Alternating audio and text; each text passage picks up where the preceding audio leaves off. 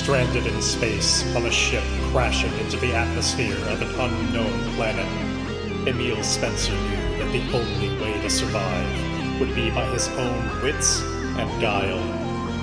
He vowed that somehow he would find and slay the titanic cosmic beast that put him in this predicament, VY572. With every installment, we follow Emile's explorations and discoveries on this journey of revenge against all odds. I'm Midnight Jester, and this is the Left Behind Starforge series. Last time on Left Behind, we started off with Emile trying to recover from the stack in the junk pile having fallen on top of him and the attempted murder from Magpie. Emile had gotten out of that pile, but we started off with Emile and Fern moving over to the trenches, the infirmary, the supply room that they had at least a little bit in the way of medical supplies here in Concord. He found out that there was this system of credits that people had to earn in order to access it, because all of that stuff is just, they have so little of it that they keep it very regimented. You have to earn your way to use any of it. Emile hacked his way in because he did not have an existing account and took that opportunity to try and screw over Magpie a little bit in response to what Magpie did to him. Cleared out his credits, locked him out of the system. He then went on from that to try and get some help from Vert in order to be able to retrieve the big broken pieces of vehicle from the junk pile that had the salvage he needed in order to create a device so that he could try and get back the Chaos Crystal to return to Firestarter. He's doing a lot of, this so we can do this, so we can do this, so we can do this. He's falling a little bit behind in the agenda. He got Vert's help, he was able to convince him, and Vert at first was very concerned about why Emile was looking so beat up, and read into the matter and recognized that this was something Magpie did to Emile, and Magpie needs to be convinced that's not okay. Because Vert is otherwise an enforcer that makes sure that people are earning enough credits, that they're not falling behind on their community service in order to make use of the benefits of living in this community. Anyway, he helped Emile out. They carried the part all the way over to just outside of the fixery where Emile was going to work on it. And before Vert left to go pay a visit to Magpie and teach him a lesson, Emile said something that made Vert realize that he was just being the brute that he doesn't like being thought of. Emile asked him implicitly to wound Magpie, to hit him enough so that he would have to recover. This made Vert realize what he was doing, and angry with Emile for that realization, he took it out on him. Punched Emile very hard in his already wounded area and left on very bad terms. Emile spent the rest of the session working on his device and in the process kind of impressing Firestarter, who is starting to at least appreciate Emile's skill. Emile took that device outside with Fern to try and now fetch the Chaos Crystal so that they could break it in two, stabilize it, and do that whole thing. Unfortunately, as Emile used his newfound device to be able to try and locate where the buried Chaos Crystal was, the crystal responded to that kind of signal and imitated it in kind. And since it had grown so much larger since the last time we'd seen it, it now had a much bigger influence on the world and blasted out a signal of its own. That signal, we the audience understand, is going to get picked up by the people all the way over on Anubis that are looking out for a means to power their arrays that are trying to eventually bring a planet into this reality from another one. And a Chaos Crystal that is trying to grow and have this much influence over the world is exactly what they're looking for. This signal is going to alert them to that fact. And we left off on that moment as Emile didn't know what exactly was going on, was as surprised as anybody to see this giant stuttery cone of light sort of shoot out from the ash and escape Cinder. We're going to pick up from that moment now. But first, let's set a little bit of a vignette. And my first instinct is let's do a vignette about the people on Anubis receiving the signal and how they respond to that and everything, but I don't want to do that. For one thing, it's going to take some time for the signal to actually get there. They're sector away, and it won't get there immediately. They won't be able to respond to it immediately. But more importantly, I think that's actually better off screen. You know, it's implied. We don't see exactly what happens there. We don't know exactly how they're going to respond or when or anything like that. I may wind up making a clock later in this episode about that, but no, for now, the vignette that I want to do is actually, I want to check in with Vert. And this is probably going to be pretty brief. This is him after he is stormed off from having just like utterly sucker punched Emile. You know, he's made his way back to his room, clear, like stomping, furious. He's like hyperventilating, and he doesn't like slam the door to his room because I think it's probably an automatic like sliding kind of thing. I don't think he would be like physically closing the door. But when he's in there, you know, still in his power armor, just like the door closes behind him, his armored fist just like slams into a desk where there's otherwise like data pads that are loaded up with you know, medical information. It's like basically the sci-fi equivalent of him reading all kinds of medical textbooks and articles and things like that. Like he's been doing his studying in here, slams his fist down next to that, it cracks the desk, highlighting all the more the type of force that he just used on Emile.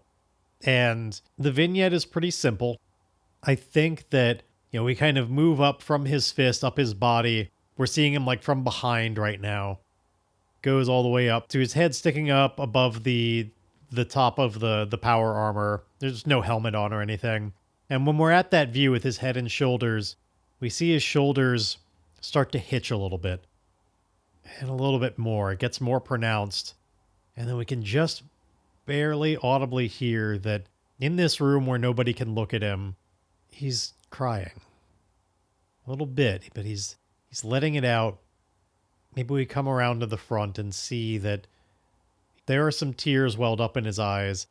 They're probably not streaming like all the way down his face or anything, but like from this view, we can also see and make out a little bit more him like whispering and cursing himself. Like everything about this moment suggests he's blaming himself, and it's not for like having trusted Emile, but that they didn't have control, and that he let it out, and that he caused harm.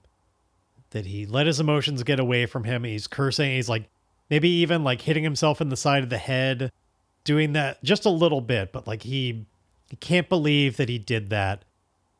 And that's where we're going to leave off with him. So I'm going to give myself one more momentum as we go up to +6. And now let's go back to Emile, because that moment was a little bit ago. Emile is now outside in his, you know, the like various wraps and stuff to keep you safe from the environment and some of the heat and the just acridity of it all. He's got his like heavy cloth wraps all around everything, the goggles, all, you know, we know that's Emile, but a stranger, like he doesn't have a lot very identifying about himself. Nobody really does when they're out here. The blast is still going on, and he is looking frantically, like trying to figure out what to be done. He needs to stop that. And I think that really it just adds a necessity to this whole situation. Like he needs to be quick about this. And really, like if he's going to run under the assumption that if he can get it stabilized, it should stop because it's fully nullified, right? Like it doesn't have any effect on the environment. So the time is now. He needs to just crack that thing in half and use his device, because he recognizes that this place has always been at the mercy of like if somebody found out about this base, like they're not ready to defend themselves. His mind is going to the Imperium finding out. I mean, they already had to take out a scout ship. There's a chance there are other ones nearby. They could find that signal. He knows the longer it's going, the more vulnerable they are, and that would be a big deal. So, no time to set this up or anything. It's just a without thought face danger with iron as he tries to just take the shovel that he has nearby. He probably has to drop his device in the ash because we know he was just using that. Drops that, pulls out a shovel from his back, and just tries to, because he's got a pretty good idea of where it is now, like where the emission is coming from. He just like puts the handle kind of under his chest so that the point is going like straight down towards the crystal, because it's still buried a little bit in the ash. Like I was originally thinking he would like swing at it, but I think there's too much cushioning in the way. He needs to be able to still use this like a shovel a little bit. So he like leans into it and is going to just like fall on it with all of his weight, trying to aim the point of the blade right on top of the crystal to hopefully just like wedge into it and burst it in half, hoping to get like really lucky about it. Now, that means his body is going to be leaning like really close to it. Like there's just no time to do anything else. He needs this to stop right away. So this is a face danger by far. It's either with iron or edge, but I feel like this has got to be with iron. It is far more about the strength or aggression of the action than the mobility or agility. Yes, it's important that he hits it right, but that's not the dramatic question as much as can he force it hard enough to break it and without causing too much damage to himself. So anyway, we're rolling with iron, which is our +1 ability. We have 6 momentum right now. I don't believe we have any assets that are especially going to help us on this. Our device will help us later, but nothing that'll help this. Oh, why don't we have... Fern is with us. Fern could maybe try and give us a little bit of a boost with magnetic repulsion to just like push us down extra hard to really lean into it. Yeah, let's do that. So Fern, they kind of think the same thing fast enough. Fern instinctively, they've worked together. Fern instinctively gives that additional boost. So we have a +1 on this move as we are being just hurtled towards it, leaning our weight into the shovel. Let's see how this goes. Okay, we didn't even need Fern's help. We actually got a strong hit regardless, but certainly did with Fern's help. So you're successful. Take +1 momentum. So we're up to 7 now. And indeed, because it's a strong hit, Emile is able to do it. It's quick enough. I think Emile passes through quickly enough that he's not affected by the chaos. Like the chaos doesn't grab onto him and try and change him in any way, even though it's radiating outwards a lot. I actually see it as, he shoves down on it, it cracks in half, and he has so much high momentum that I think he then just tumbles over the other side, and it's just the softness of the ash that means, like, he doesn't really get hurt in the process, but he, like, flies past it, just tumbling, because he needed that much force. And so he's, like, collecting himself on the other side, and has to do a little bit of a run around to get back to where his device is. Or hell, maybe because it was a strong hit, Fern also like sent the device over there softer. And so it's on Emile's side. He picks it up and is going to try and do this additional face danger. Now we have a gadget helping us out here. So we get to have a +1 on this just from the item itself, but it's at risk of breaking if we roll a 1 on our action die. I don't think there's anything Fern could do to help us. Anything Fern would do would actually kind of hinder us, I think, because Emile would be just like... The gadget would be struggling to keep up with the environmental changes Fern did. So like that would just be worse. I think Emile just needs to do this. It would be... I think I could... this is about wits.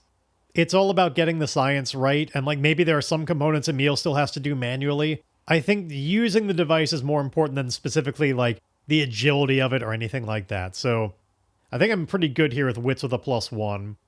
The +1 from the gadget, of course. And let's see it. So face danger. Okay. Our device is going to break. I did roll a 1. Like clearly the influence of the chaos, like it's fighting against it. This device is struggling so hard. Ooh, we have to consider, like... Okay, so the point of the device is to stabilize it, but the device is breaking. Now, I had imagined this as, like... importantly, I have a weak hit that I could burn momentum and make it a strong hit. I forgot to say that part. Because I was more intrigued by the idea of... So, this device that would have to stay on to keep it stabilized in my imagination is going to break through this. So how do I want to adjudicate it? Is it the idea that as soon as I turn it off, it'll break? I think that's not as interesting as maybe what this means is like we're on a bit of a timer. Like it is crumbling apart. Like it is breaking and it will only be able to hold this stabilized for so long, which does work well with this being a weak hit, honestly, which is succeeding, but not without a cost. Marcus off remove -1. That could easily be either a momentum loss or maybe even a spirit loss as Emile is worried about it, like, how long this is going to keep it contained, because it's clearly breaking apart. Because, like, the crystals, they're going to be held in, like, it gets them into the right form where they are nullified. And it's keeping them in that state for now. And so it's no longer, like, fighting the influence of the crystals, which I think it was at first. That's how it took so much damage, was, like, the crystals, before the stabilization was able to happen, before it got them into the right state to nullify each other, it, like, changed some of the components just enough to just damage them. And so it's not holding together well. It's got little, Emile can see on the readouts of it all that like it's not keeping up. It's not running as many cycles per second as it should. He knows it's a matter of time before it falls apart. So do I want to lose momentum? Just because that certainly makes sense for just losing narrative momentum. Like things aren't going quite as much our way. Or is that enough to truly be dispiriting? And we're enough in dire straits right now. I think I'm going to be nice and say, let's do the momentum loss. I honestly think it's the better fit anyway. Importantly, I am not going to burn the momentum for the strong hit, particularly because I feel like this all works together the best anyway. So, this thing is breaking apart. I want to make a clock on it then. I want to do a couple of things. One, I'm going to mark progress on I will have my own contained chaos crystal, because this is definitely progress on that. Let's see. I was actually thinking about trying to resolve this move quickly. We've got 6 progress on it. I was considering just trying to just end it in one move. So how would I represent that in the fiction then to like make the clock still a danger? I guess maybe a clock isn't the best way to do it. Just narratively, we know it could break at any moment. He still has to hand it over to Firestarter, and Firestarter still needs to keep it stabilized while he does the other work. So like, maybe it'll just be a narrative thing. And based on how this goes, well, I guess, okay. I will have my own contained chaos crystal. If Emile handed this over, that actually would not resolve that vow, because he wouldn't have his own. He would just have handed it over. So that's not valid. We're not ready to turn this in. So here's the question. All right, I am going to make a clock, because there are some things that Emile's going to try and figure out. Now, first off, now that the crystals are nullifying each other, the signal is indeed stopped.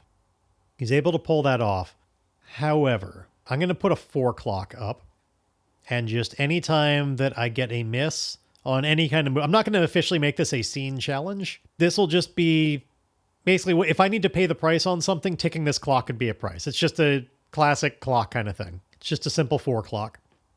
Before I do anything else, though, I think, given the whole, like, Emile has vowed that he's going to have his own Chaos Crystal, right now they're nullified, which means technically they're as safe as they can be. Emile wants his own. And he sees, like, these are 2 big chunks. These are now 2, like, fist-sized chunks. He realizes that Firestarter doesn't know how big they are, right? Like, Firestarter believes he is owed the entirety of the crystal, but ultimately, each of these is significantly bigger than what he is owed. So this could go a couple of ways. One, Emile could be very foolhardy and try and break it into more pieces and save some for himself. But I think given that the device is failing, I don't think he would go for that. I think maybe if the device were still working, he might be willing to find some way to like keep them like keeping each other nullified, and then like make like a set of 4 and then send 2 of them to Firestarter and keep 2 for himself, something like that. I think instead, he's just going to use this as an argument in his favor, where he's like, hey, look, even one of these is way more Chaos Crystal than you're owed. So you get one, I get one. Yeah, let's go with that. He's just going to try and socially solve this problem rather than do something really dangerous. But he thinks about it for a moment. And during that moment, there's the sound of the hatch opening behind him. And a bunch of people rush out to check in on what the fuck is going on out here. A bunch of people come out through the hatch with frantic energy of like just they've been called into action. And we hear a lot of voices. We can't really, they're all pretty muffled. They have guns drawn and everything as they're surveying the landscape. They're not trained on Emile, but they're certainly heading in his direction and looking around and everything. There's a lot of confusion. And when they get close to Emile, we hear some very muffled voices asking questions about like, you know, again, these are coming through like rebreathers and layers and stuff. So it's hard to identify, but it doesn't sound like anybody in particular we know. You know, there's hundreds of people who live here. But there's this question of, did you see what happened out here? Are you talking about the signal? What was the cause of it? Did you see the cause? Yeah, it came from those crystals over there. Emile's just going to be completely upfront about it all. Crystals? Holy shit, are those chaos crystals? Yes, it's a long story. They're currently contained, but there's not a lot of time. I need to get them back inside the Firestarter now.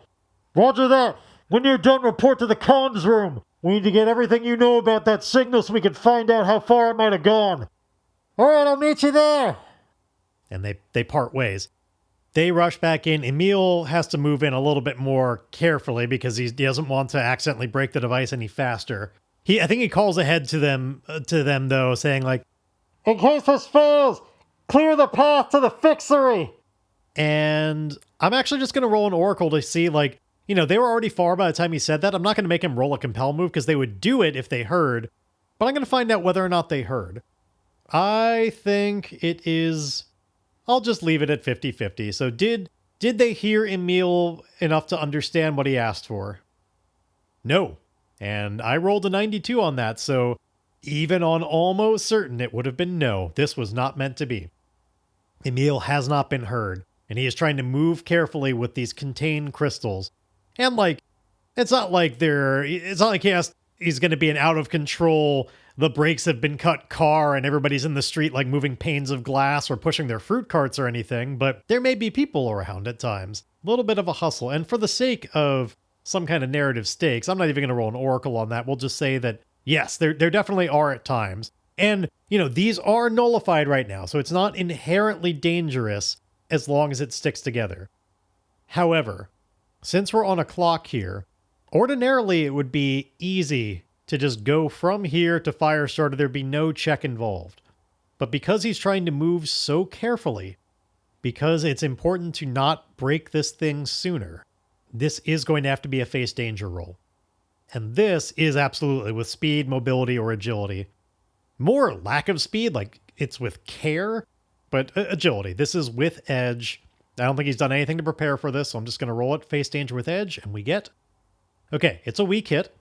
If that 9 had been the 6 that I thought it was initially, it would have been a strong hit, but you succeed, but not without a cost. Might make a suffer move -1. Yeah, I mean, I'm going to fill in the clock. We're at 1 of 4 as Emile is getting there, but again, like he has to move just right to not jostle it wrong and make this thing fall apart more. It's not that he's going like so incredibly slow that it's starting to fall apart. It's just that it's really hard to carry this just right because it can only keep up with the changes so quickly.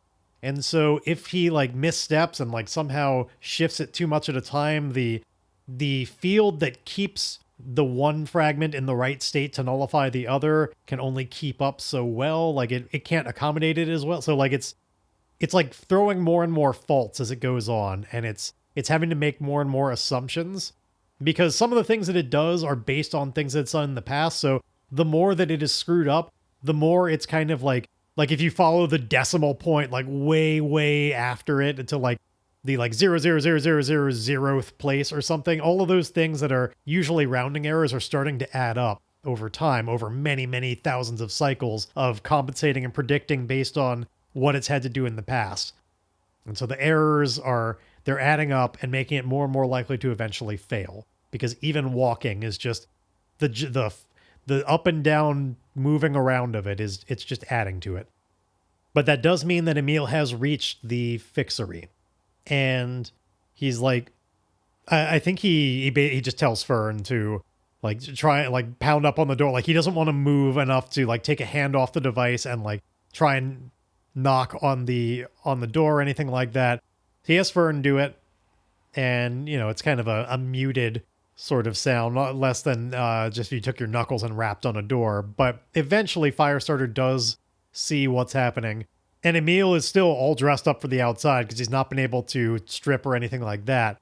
And Firestarter looks and is taken aback for like seeing the crystals just right there. Because I see them as they're in like a purple ethereal sort of cloud that's just like floating in. Like I picture this device that Emile has as being looks almost like a metal detector where it's on a long pole. And there's like a disc on the end that uses magnetism to like set things in the right state. And on Emile's end of that pole, there's, the microprocessor and abilities to make some slight adjustments and stuff. And on the far end, there's just this like purple cloud where the two pieces of crystal, again, like fist size, are just like hovering and shifting around a little bit inside this mostly clear cloud. And so Firestarter can see it, and his initial reaction is almost like just knee-jerk panic at seeing such big chaos crystals out in the open like this, taking on faith that they're at all contained. And I actually, for the sake of dramatic tension of this clock may or may not fill, I think that even, like, if even loud noises, like if you were to shout out or something, that's something that the device has to compensate for as well. And so anything might be throwing more faults. And Emile needs to make sure that he does not, like, he's just like he's a loud kind of guy. He needs to make sure that Firestarter does not, like, swear upon seeing it and shout. And so this is a very different kind of face danger than a lot of the ones I do. It's a lot less physical. This is indeed with heart, because this is about just the command of making it clear very quickly, despite the muffling and everything, and it not even being clear this is Emile, other than, like, the context that Firestarter knows. He needs to convince Firestarter, like, keep it inside, to very calmly explain, whatever you do, don't panic, don't move around quickly, don't make loud noises.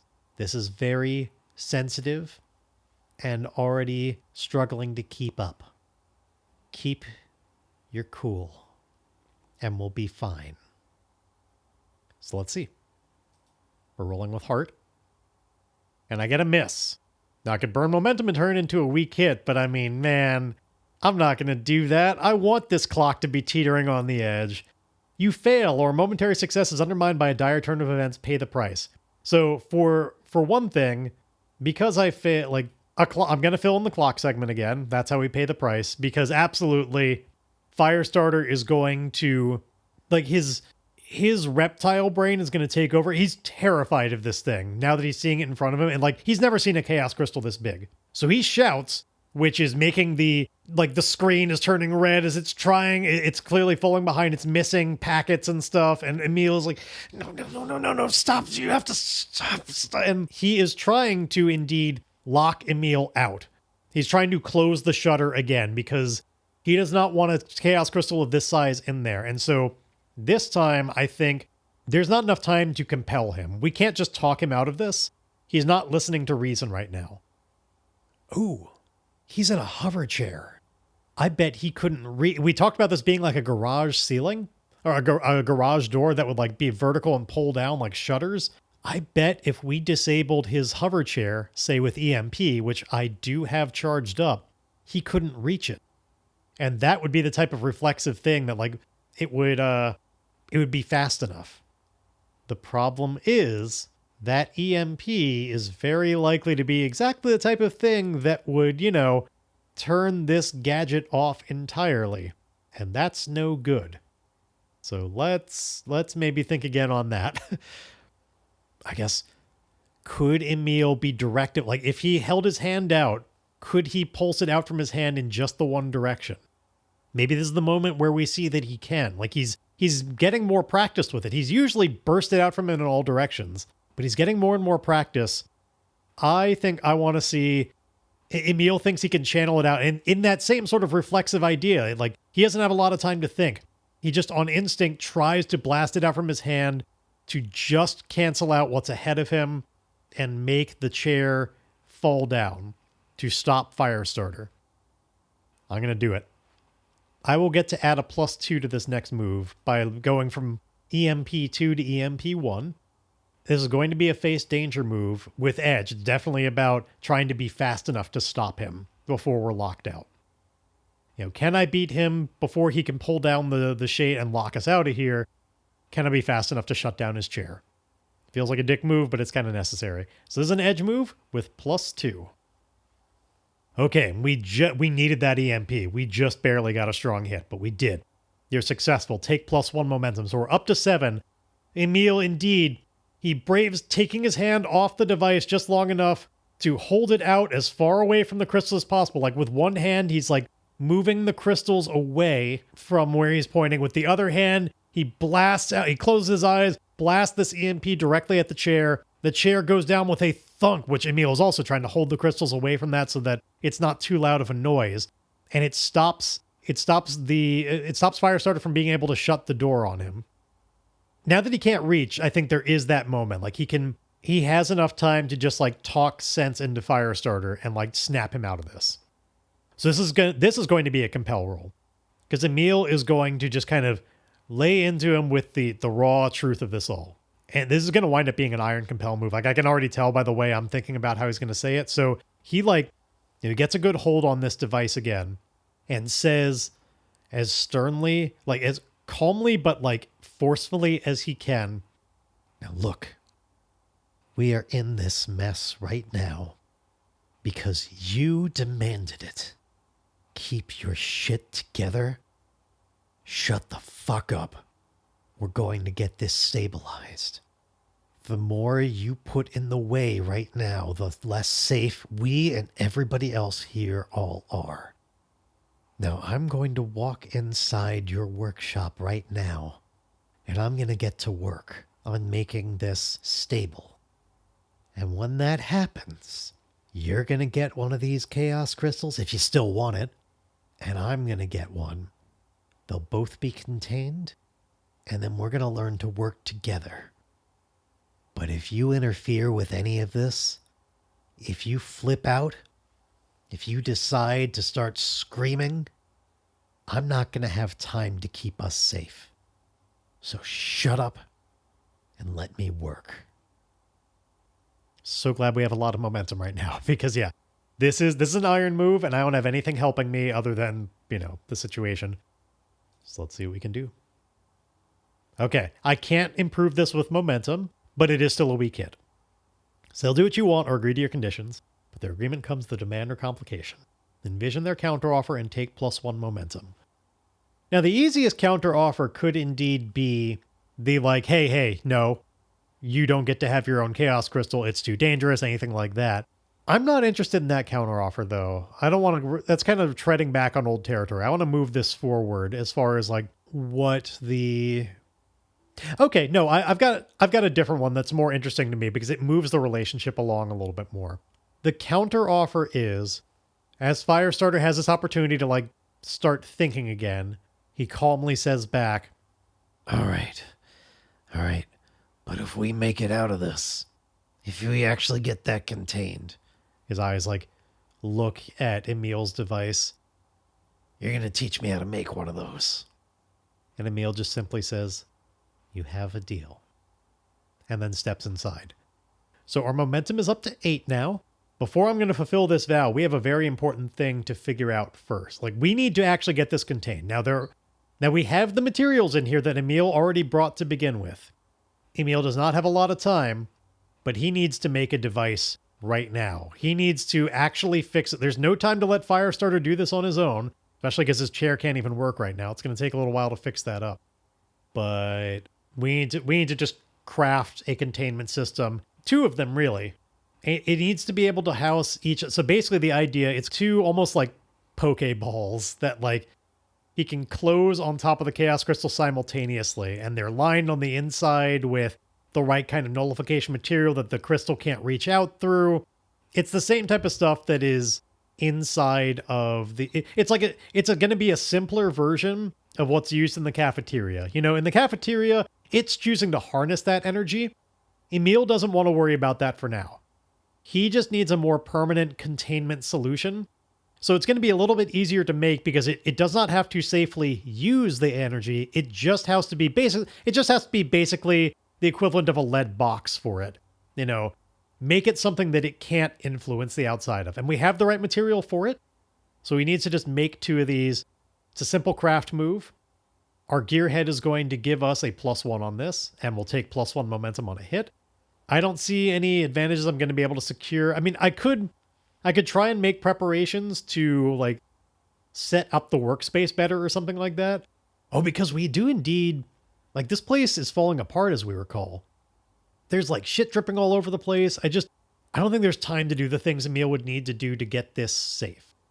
At most, maybe he could secure an advantage by like finding some place that he could isolate the crystals, just keep them far away from the work he's going to have to do, because that work is going to be loud and making all kinds of environmental effects. Like, maybe, yes, okay, I am going to secure an advantage with my wits.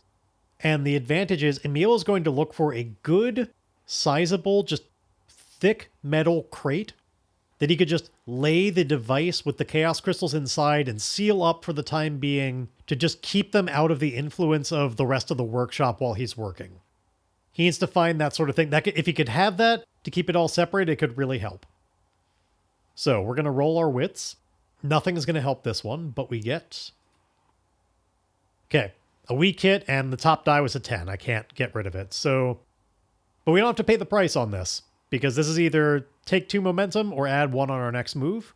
And our momentum is 8. I'm definitely going to take the +1 on the next move. And yeah, we don't have to tick up the clock. So Emile indeed finds this box. You know, it's not as big as he would have liked. It's not as thick as he would have liked, but it's going to help a little bit. Maybe the problem is like it's thick, but it doesn't have a closable lid, so we can't like fully seal it. So it'll help, but there's definitely still some environmental influence. Anyway, this is the all-important face danger roll. We're going to get a +1 from our gearhead as we try and craft these implements, and we're going to get a +1 from that secure and advantage that just happened. This is going to be a wits roll, so I'm feeling pretty good about it. This is ultimately a wits with a +2.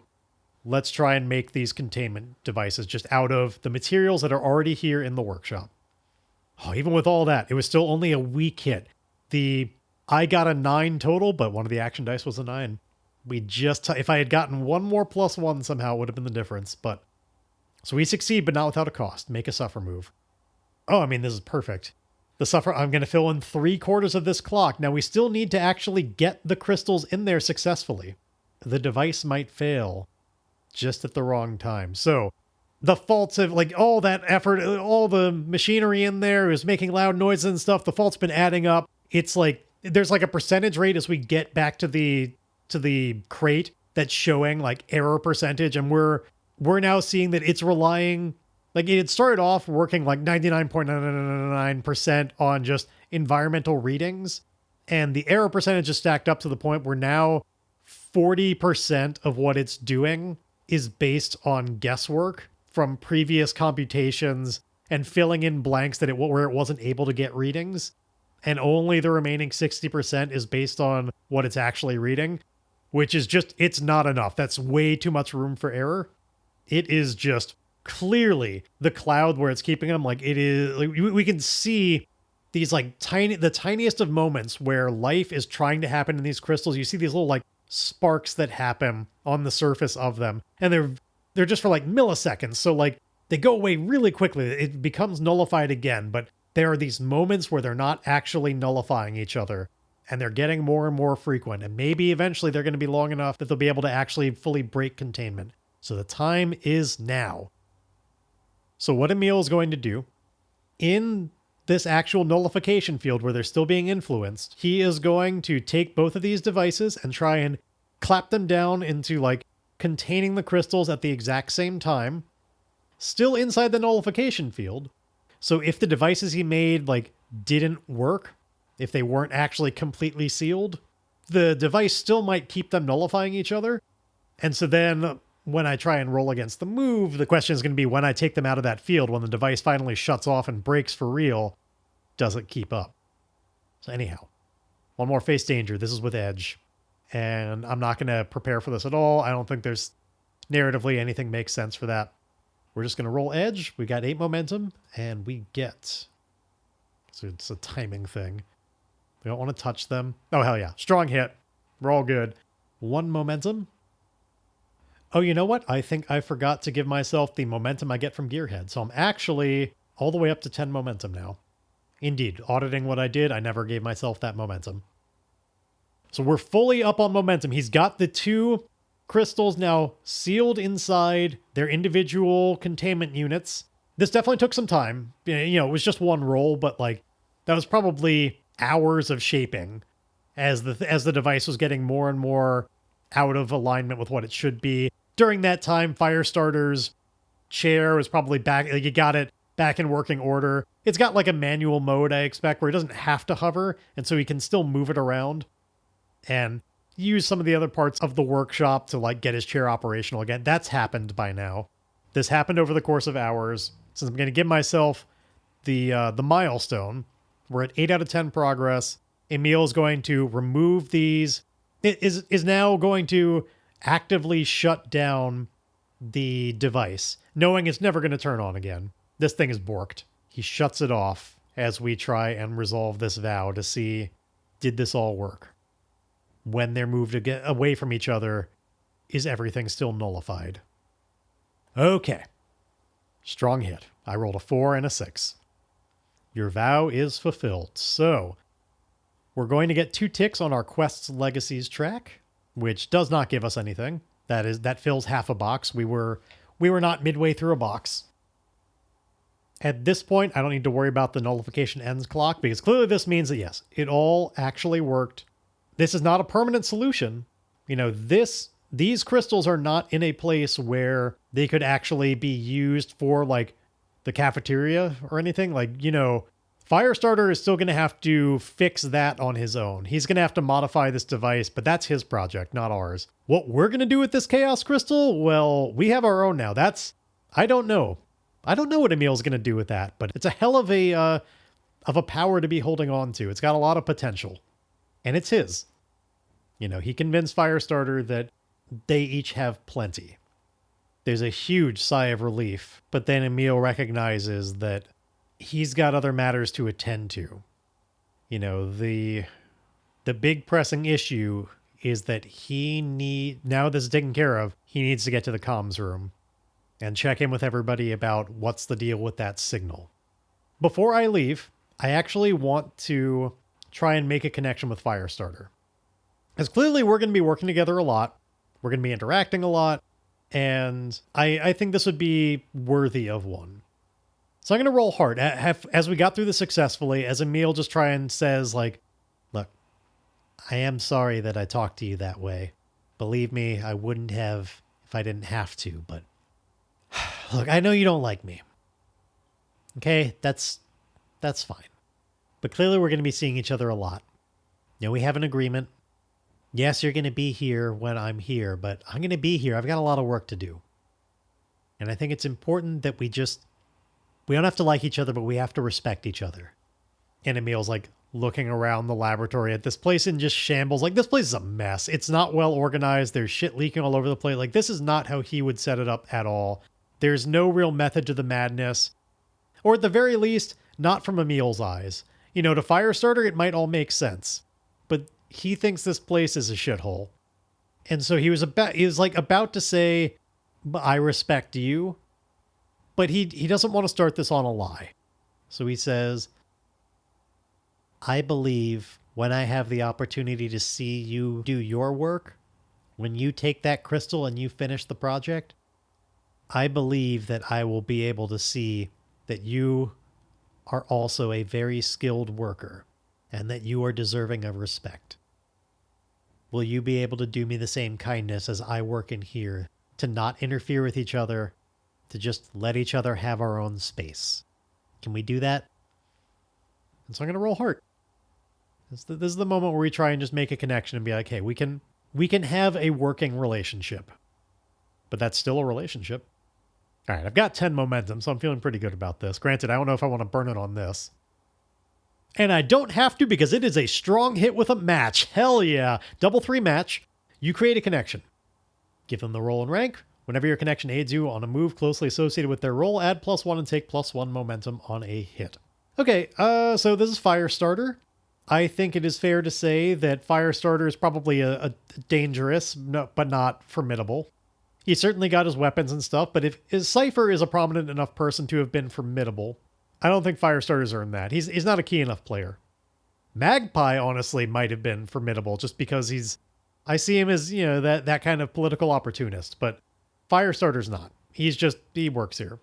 But he's important. He can do some stuff. So, his role, it's definitely going to be about, he's good at, mechanical stuff. He's good at builder. I will say he's specifically good at heavy equipment machining. He's got a +1 on that. I don't think he's as versatilely talented at all kinds of, the minute stuff, anything that would require, magnifying glasses and, soldering and stuff. That's a little bit, Emile knows how to do that as well, but I think Firestarter is much more versed in, it's precise machining that he's good at. If you need metal cut to exact specifications and, things to be fabricated well, he's great at that. He's not good with the fiddly work and designing things. Like, he can follow a guide, though. Like, he has all these technical manuals in here, and he can reproduce things, but he doesn't have the ingenuity that Emile has to just, like, invent. But boy, can he follow directions. And, like, knows how to use a shop to do those things. So, like, it's definitely not to say, like, he's not useless in here. He can get shit done. But his area of expertise, I just want to be a little bit more specific than just, like, crafting. Like, he shouldn't just always be another +1 that I get. Only on certain types of things. Especially because we're going to have the workshop, right? Like, now that we have access to this place, it's like we have that module again. And so we already have that help when we're repairing. He's not going to constantly give us a +1. And for one thing, he may not always even be willing to help. But he'll be able to help when it's about following specifications to, like, to manufacture things, to fabricate specific designs. He's great at it. Maybe even in a way that Emile is actually less good at. You know, Emile, he's a scavenger gearhead. You know, he makes do with devices that aren't quite to spec. They aren't quite right. They're tweaked to do things outside of their usual parameters. Emile is jazz, you know, whereas Firestarter is Baroque. It's specific, and by form, it is 4/4 time. That's not what Emile does. And so they may be able to learn from each other a little bit. Anyway, I've expounded on that for far too long, just trying to make sure that they felt distinctly different in their approaches. Note from the edit room. I totally forgot to give myself the benefits of the match, the 3-3 match. I never wound up remembering to do that in this episode, so I'm just going to make up something really quick right now. We're going to say that Firestarter is impressed enough with what he saw Emile do, and like his navigation of the workshop and the respect for the space and everything. We're going to say that Firestarter is actually willing to let Emile be here on his own. That, like, in the name of a respectful working relationship, he gives Emile the code to get in, and, you know, until Emile gives him a reason to try and rescind that, he's willing to let Emile work unsupervised, because clearly he's capable enough. So we're just going to go with that. It's not referenced in the rest of the episode, but I was realizing it now in editing that I never did that. Back to the episode. Now let's get to the thing that I was saying before we need to get to, which is he needs to go to the comms room. By the time he gets there, since it's been hours, like, there are a lot of people in there. This is that room the very, very first time, back in episode 4? Maybe the end of 3? I think it was the vignette at the beginning of episode 4, where we first saw at the time Sage doing the sign language, all the people just, like, listening on the comms to Emile's radio hailing and everything like that. That room that's got the, like, it's like dark but with a red glow. The kind of light that you see inside, like, a cargo area of a plane before you make your jump at night. It's that kind of lighting. Everybody's on their various terminals in here.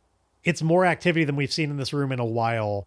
I mean, we haven't seen it at all, but, like, the people living here, it's like all hands on deck as they are scanning the skies, so everything they can find, all kinds of, like, cameras and stuff, and, like, all kinds of, like, telescopes and video feeds that they're pulling in from the sector net from other areas, like, doing what they can to try and find out activity across multiple sectors, what is happening, tracing the origin of this signal. And Emile comes in and sees, it's like you've kicked over an ant hive, just frantic pacing around. Everybody's in here. Valkyrie is here, lots of nameless people, definitely Cypher as well. Because I think she's more or less fulfilling the role as kind of like an EXO here. You know, her skills are at corralling people and making sure that the right people are assigned to the right jobs. She's helping oversee that. She's doing kind of the same job here as she was in the Beowulf. And so unlike the last time we were here, it's not all sign language. It's not that kind of calm, quiet communicating with each other. It is lots of people talking over each other, lots of messages going across. These are people trying to frantically solve a problem. And they don't even notice at first as Emile comes in the room, and he's just looking around, floored a little bit by all the activity. And usually he has his computer that helps him process this sort of thing, but it's still broken. So just with his regular eyes, like, it's a lot to take in. And I think he's going to try and get the attention of the room because he's, like, struggling to get anybody to tell him, like, what they found out. Nobody's noticed he comes in, and I think he does one of those, like, way too loud of whistles that I can't do, where he, you know, puts a couple of fingers in his lips, and it's like, it's piercing. And everybody turns and faces him and says, "You asked me to come here to update you." The Chaos Crystals are now 100% contained. They are not making any kind of influence on the environment. They're certainly not sending out any more signals. What have you been able to determine during these intervening hours that I can maybe help supplement? And I think importantly, during that time, they've been able to, like, they got the reading in here as well. Like, that's the reason they were freaking out. They have a recording of, like, a spectrograph of the signal and everything, and they've been working on decoding it. And maybe even for narrative convenience, this is the moment where they finally kind of crack it. And Valkyrie gives them that kind of update, saying that we have a snapshot recording of the signal that it was sending out, working on decoding it now. What exactly caused this? You were there, and like all eyes are on him. Except for like one corner of the room where they're still working on just like final processing and decoding and like figuring out what the signal is. And Emile is going to explain to everybody, like, this is all rooted from long ago before I left and came back. All the bad times, okay? Let me just get that out ahead of us. There's nothing I can do about it now. But back then, in my attempt to escape, it involved removing a chaos crystal from the food area. It was buried in the ash outside. The important thing is the chaos crystal did grow over time. And when it was exposed in my attempt to try and retrieve it to get it actually contained, because that was not a safe place to be housing it, when it was no longer covered by all that dust, having grown as much as it did, and he like gestures like how big, like it sent that signal out. I then acted quickly to split the crystal in two so that I could use the device I had created to utilize Dr. Sterling's nullification method out in the wild successfully, getting the signal to stop so that they could then be more fully contained, which they now are. But I am afraid to say that yes, technically speaking, this is yet another thing you could say, you could lay at my feet and say this is my fault. But so is the fact that the signal is not happening now. So please bear that in mind. Before there's a chance to think one way or the other on it, that's when the decoding is finally finished. And somebody, raises a hand and says, got it, we have the readout on what the signal was. And like everybody's crowding around this terminal and goes, back off. I'll put it on the big screen. And so puts it up there, and everybody's like just reading this readout, and it makes it clear that the signal communicated a number of things. It was, in addition to just coming from a source and blasting out very far, for one thing, they got an energy reading on it, which suggested that like this signal would be readable from sectors away. They determined that much. They determined that that if you were to decode the contents of this signal, you can see that there are like energy signatures that make it clear that the exact way that like the electrons spin or something, like on a quantum level, there are things that you could be reading about this energy that only make sense if things are traveling between the universes. Like if this is crossing realities, then the behavior of the signal makes sense. Long way of saying that this signal itself communicates that it's a chaos crystal, or like that it has reality jumping properties. It's like all these types of things that we already know about it, but basically what they've determined is that the signal is going to make that clear to anybody who can read it. And in addition to that, it is such a powerful and strong pulse that went out that it would be readable from sectors away. And they've done some math on it to determine that, yeah, somebody would definitely be able to triangulate where it came from, down to the exact planet. It had been their fear this entire time, but the data supports that that's definitely legitimate. And everybody is in an uproar about the Imperium. And Emile doesn't know what the Wooden Heart wants, so he doesn't know that that's something to be worried about as well. Everybody just knows that this is a danger. And so Emile, once again, is going to try and get everybody's attention to calm them down so he can say something. And I think everybody's frantic right now because they know they don't have any ships, they don't have anything, they're kind of defenseless. If the Imperium finds out, like they're fucked. There's not enough time. And so they're all in an uproar. Emile is going to enlist Cypher's help to get everybody's attention. So he's going to try and secure an advantage with her help first to just get everybody to shut up before he has a big speech coming and he needs everybody to actually hear it for it to go over well. Because he has a plan. So this is going to be secure an advantage with Iron, because this is the aggression of like, hey, everybody shut the fuck, or this is with Heart. This is Command. It's Resolve, Command, Social Ability. This is a Heart roll with a +1 from Cypher as he gets her help to just command everybody to shut the hell up and listen. So let's roll that real quick. I'd act it out, but it's pretty clear. Like it's exactly what that seems like. All right, I got a weak hit on it. I have no benefit from taking +2 momentum because we're already maxed out, which is fine because what I actually wanted was the +1 on my next move. So everybody quiets down and turns to Emile once Cypher does her own, like, giving like an attention or the rough equivalent, something that just makes them all snap into order. And so Emile says, I know there's a lot to be scared of because we have not had the opportunity to be defensible just yet. But all is not lost. You know, I've stuck around here because I fully believe that this is a place that I can help make better, and that I owe it to you. So hear me now as I continue on that very goal. The Reacher not only has materials that we could salvage, but it was a huge ship containing its own snub fighters inside. I can't guarantee everything has survived, but there are ready-made vehicles that may well still be functional, or at least close to functional, inside the Reacher. I put forward to you now that our best next move, in order to be ready for the arrival of the Imperium if they are coming, and I'm sad to say, yeah, they may well be, get a signal back out to the Beowulf to get their support, relay it along, get as many Vault Hunters as we can to come back, because I think they're going to come in force. But importantly, we can be ready. We should have all hands on deck on my project. Up until this point, I've been getting nothing but resistance. Every single thing I try to do has been going up against... I've had to climb walls in order to get there. I've still only, as of today, as of minutes ago, had actual access to a workshop so I can even get started on this project. That's not going to be fast enough. But I fully believe that if we get the hundreds of personnel here all focused on supplying me with the things that I need and working with me to manufacture the goods that we need in order to fast track this dredging up of the Reacher, the diverting of the lava, if we can start off on the digging before I even have a good implement, everybody working together can make this happen. And if we do that, there are ships waiting. Fighter ships. We can defend ourselves. And with all of that together, I think we might just have a chance. And he turns to Valkyrie and says, please, what you do sets the tone for this entire community. Please hear my words and make it so. Devote all of our efforts towards this project. It's going to be a lot of hard work, but it's our way out of this. And let's make this all-important compel roll. This is definitely with heart. I have the +1 from our secure and advantage, and I've got 10 momentum, so I'm feeling pretty good about this.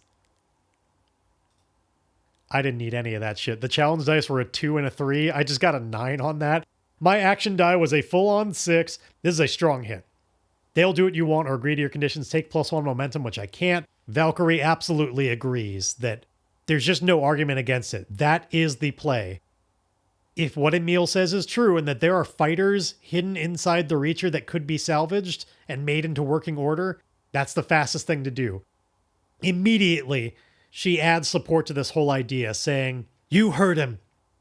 Everybody in this room is important and sets the tone. What we do, people follow. I know there's still a lot of ill will towards this man. I foster some myself, but now is not the time. You stuff it inside, you forget about it. We all need to work together to make this happen at warp speed. There's no time for any of this shit. From this moment on, Emile Spencer is every single person's best friend. If he needs something to make this project happen, he gets it. If he asks you to do something, you do it. Even with all of that, we may not have time, but goddammit, we're going to go out trying. She points to somebody in the room.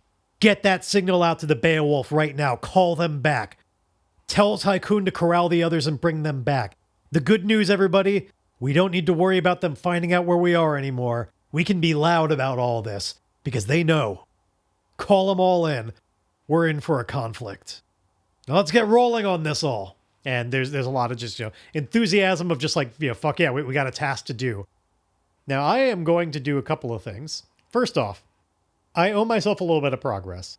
Because I think having access to the workshop itself was worthy of a mark of progress on salvaging the Reacher from the magma. We needed that. We've been working so hard for it. And then definitely this moment of convincing everybody, like, we all need to work together on this as quickly as possible, that's worth it again. So we're up to 1 full box of progress. We're about to see a different Concord here. Fewer of the problems that come up are going to be about people standing in the way and wanting their own stuff. Now, is everybody going to listen? Is Magpie indeed going to stop trying to be an opportunist about this all when he sees such a moment of political upheaval, a real change in what's going on? Hell, he's an opportunist. He's just going to side with the Imperium when they inevitably show up, or even the Wooden Heart? Well, these are all questions for next time. Look, all the ordinary stuff is true. You can help the show out by telling people about it, yada, yada, yada. I kind of want to make this quick because I've been messing around with my guitar lately, and specifically working on doing the Let It Be solo, and I'm just having a really great time with it, so I want to knock this out so I can get back to that. This week, I'm asking you for a fashion choice. That's what the prompt is going to be about. I want you to come up with a fashion choice that is described by this descriptor and focus: Untamed and Dimension.